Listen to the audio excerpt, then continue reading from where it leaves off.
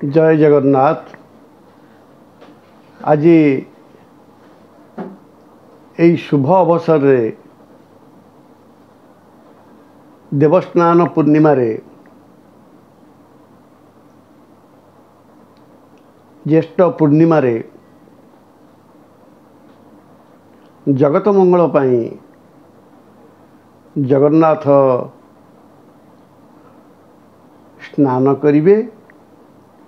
ता सहित पतित जन को उद्धार करिबा पाई श्रीमंदिर गमुजरु बाहरी स्नान मंडप को आसवे।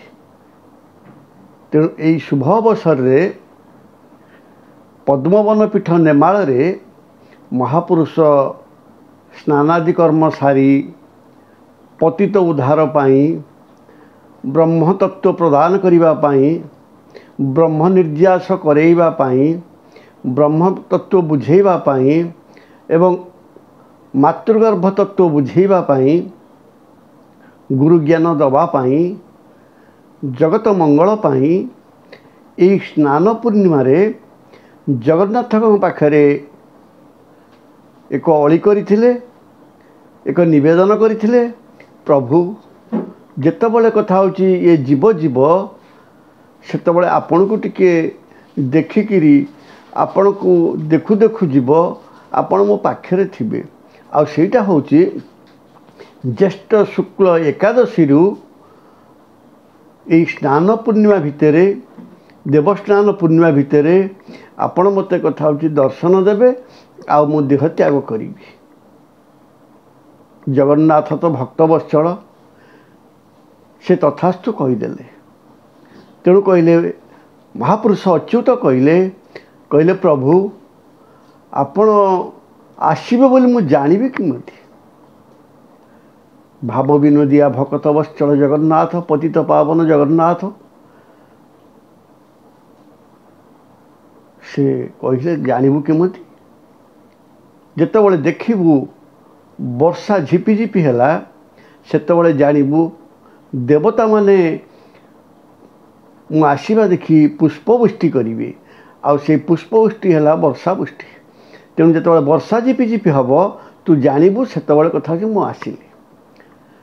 आज मु पद्मवन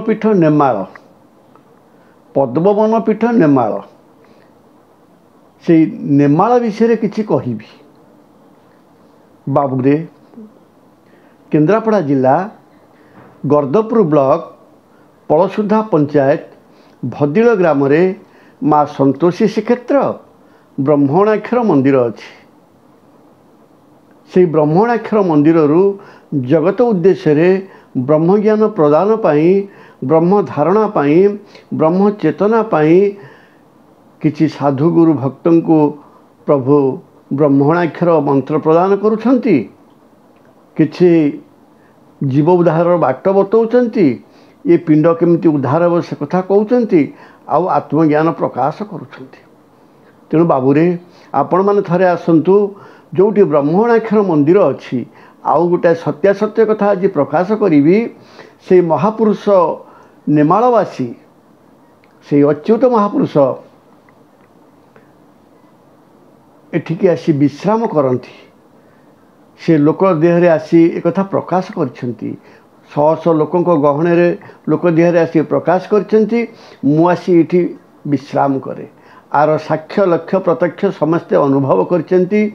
किपरि सेही समय आज्ञामाला आसुची किपरि सेही समय साधु माने आसी उपस्थित होउछंती आर साक्ष्य लक्ष्य प्रकाश। तेणु से ब्रह्मणाक्षर मंदिर को दर्शन करने सारा भारतर कोण अनुकोणु बहु साधु सन्त मैंने आसी एवं अणाक्षर तत्वर महत्व उपलब्धि करिसेंती ब्रह्म ज्ञानर महत्व उपलब्धि करिसेंती। आ ता सहित एटी जो माँ संतोषी श्रीक्षेत्र करिछि सेठी किपरि शांति विचरण करुछि किपरि स्नेह विचरण करुछि किपरि ममता विचरण करुछि ताको अनुभव करिसेंती। आ सेई संतोषी श्रीक्षेत्र ब्रह्मणाक्षर मंदिर आपण मानक मु गोटे नंबर दउची। से नंबर रे आपण माने जोगाजोग कले निश्चिंत जानी परिबे कथा होची ब्रह्म ज्ञान अणाक्षर तत्व आ अच्युतंकर जो कथा होची लिखित बाणीर महत्व तेणु से नंबरटी है 6371041934। बाबूरे नेमाल पीठ पद्मवन पीठ अच्युतक पीठर आज किसी सार सत्व मु प्रकाश करी तार तत्व प्रकाश करी। बाबू आपण माने कथा होची टिके तळुकू चिंता करंतु, गभीर भाव में अंतर भितर चिंता करंतु, आपण आत्मज्ञान हिसाब से चिंता करंतु। आपण कथा होची तृतीय नयन खोलंतु। आपण जिते तृतीय नयन खोलिबे, आपण जिते आज्ञा चक्र कथा होची दर्शन करिवे, सेही समय आपण चिंता करिवे प्रकृत रे पद्मवन पीठ किए, नेमाल किए, अच्युत किए। बाबूरे आमर कथा होची ब्रह्म जोठी अच्छी सी हूँ सहस्र कमल भितर, सहस्र दल पद्म भितर ब्रह्म अच्छी। ब्रह्म सेठी कथा होची सजा जाजुल्यमान, सी सेठी अरूपे अच्छी। आउ तमे जिते भक्त भाव कथा होची तांको चिंता कर, सी सेतबेले कथा होची रूप हो जाती। से जो पद्मरे रूप हुंती, से जो पद्मरे कथा होची उभा हुंती, से जो पद्मरे विराजित हुंती, सी है शतदल कमल। तेणु जगन्नाथ बलभद्र सुभद्रा जननी सुदर्शन से शतदल कमल रे अनंत शयन करिसेंती। तेणु से कहगला अनंत नामे अंत नहीं, अण अक्षरे जार दे अकर्मे वासुदेव प्रीति कर्म कले क्षय जानती। अणाक्षर तत्व न जानी बणा होची बोली महापुरुष कहले। तेणु से जो अणाक्षर तत्व सी शतदल कमल रे लीला करुछंती। तेणु जदि शतदल कमल अच्छी भितर ताले गोटे बाहर भी शतदल कमल अच्छी। से जो बाहर शतदल कमल विकसित होईची पद्मवन पीठ नेमाल रे, सेइथिपाई तांको पद्मवन पीठ कहा जायछि। आपण देखंतु महापुरुष अच्युतंकर आग पछ जुआड़े आपण जिबे देखिबे पद्म पाखुड़ा भलिया आपण को लागुछि। जेमती सबु पाखड़ देवादेवी माने अच्छंती, साधु सन्त माने अच्छंती, महापुरुष माने अच्छंती, स्वर्ग अमर्त्य पाताल तीन पुरर लोक अच्छंती, 14 ब्रह्मांड अच्छी। तेणु आपण माने कथा होची से पद्मवन पीठरे, से नेमाल पीठरे, से अच्युत पीठरे आको अनुभव करिवे।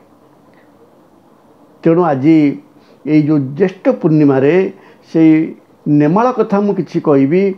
नेमाल कहीं तार ना हैला, जितेबले कथा होची जगन्नाथ कथा होची प्रभु को अच्युत को प्रकट कले, सी निजे तो जगन्नाथ निजे तो अच्युत, तांकर तो च्युत नाही। पंचसखा भितर सी होचंती शिरोधार्य, आउ तांको सहित पंचसखा आसीथिले, सारा भारत रे ज्ञानर प्रदीप जालिथिले, आउ लोक को दिग्दर्शन देइथिले। तेणु जितेबाला दिग्दर्शनर मार्गदर्शक हिसाब से अच्युत थिले, तेणु से पद्मवन पीठरे थिले। से पद्मवन पीठ को आपण भितर देखंतु आ बाहर देखंतु, आपण आखि बुझिकिरी देखंतु, आपण आखि खोलिकिरी देखंतु, सप्रेमे देखंतु, सश्रद्धारे देखंतु। आपण माने कथा हो जे आपणको भितरे से पद्मवन पीठ देखिबे, से नेमाल देखिबे, से अच्युत देखिबे, आ आपण बाहर मध्य से नेमाल देखिबे, से पद्मवन पीठ देखिबे, से अच्युत को देखिबे। तेणु कथा होची महापुरुष अच्युत से नेमाल पीठरू आपण मानक आशीर्वाद दियंतु। आपण माने कथा होची भल पथ धरतु, आपण माने मनीष हुंतु, आपण माने सत्य जुगर दायद हुंतु, सत्य शांति दया क्षमा भितर रही जगतर मंगल पाई समस्ते उत्सर्गीकृत हुंतु। तेणु जगन्नाथ पाखे मोर एति कामना। आज नेमाल पीठर पद्मवन पीठर अच्युत कथा किसी कहली, आपण मान पाखे जदि दोष त्रुटि करी क्षमा देवे। आउ जदि किसी विस्तृत कथा जानिया चाहिए और स्वल्प समय भितर मुझे कही पारुनी। तेणु एति कहूँ जय जगन्नाथ, जय जगन्नाथ, जय।